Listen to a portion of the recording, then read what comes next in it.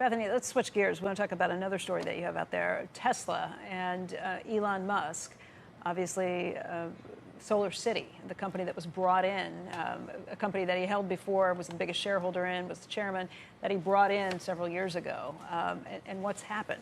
If you haven't seen it yet, the title of the piece is in Vanity Fair is called "He's Full of Blank: How Elon Musk Fooled Investors, Bilked Taxpayers, and Gambled Tesla to Save SolarCity." Quite a headline. It is. Caught a lot of people's attention. He's a lightning rod, and he has his people who will defend him to the core, but then he has so many people who are detractors and say, you know, there's nothing there. What happened with this story? Someone I spoke to for this story described it as a religious war, and I think that's absolutely right. There's nothing that will sway believers, no facts that will change the belief, and there's not much, I think, that would sway the skeptics at this point either. What drew my attention to the story was I was not aware that the Buffalo factory even existed. I think that's been such a hidden part of this whole Tesla story, and that it's got $750 million from the state of New York to really revitalize the economy there. And thus far, it has been, let's use the mild word, disappointment. And the SolarCity acquisition, while immensely controversial at the time, had kind of been forgotten, despite the unfulfilled promises to people in the Buffalo area. And so I thought it was a worthy excavation that maybe told a story people should know about Musk, or maybe Tesla believers would argue it's irrelevant. They got $750 million in incentives, and as a result, they were supposed to employ how many people? They were supposed to employ originally up to 5,000 people throughout the area. They were supposed to be almost 1,500 direct jobs at the factory, and then a number of other support jobs and jobs in the Buffalo area. How many are there? There are now, I believe, around 600 jobs. The bigger question is, do these solar cells work? Right. Are they efficient and effective?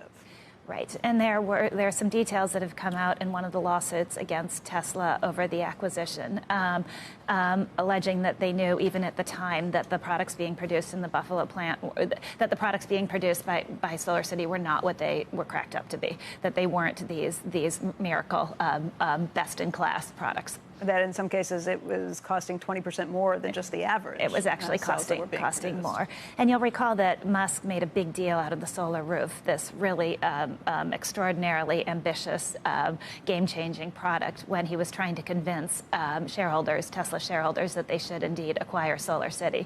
And the solar roof has not yet materialized in any meaningful fashion. If you believe Tesla, it's coming. This is now the year. There's going to be a big ramp up at the end of 2019. We haven't seen it yet. Yeah. I guess at the time it helped Musk because it prevented a company that he was so closely associated and involved with from being a disaster and hurting him PR-wise. But is this something that could really hurt Tesla longer term? Well, that was the catch-22 at the time, right? Or at least a perspective on the catch-22 is that if SolarCity had gone bankrupt, it would have dented Musk's reputation as a business genius and a visionary. It might have increased the cost of capital for his other enterprises.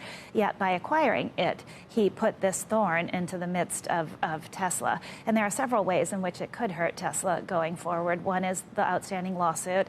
Another is the penalties they might have to pay in Buffalo if they don't meet the employment targets.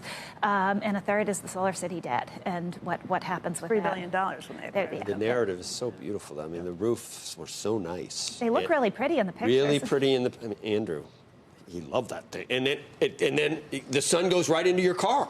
So right, and then you never pay another dime for anything. You have your electric car. You got the sun coming into your.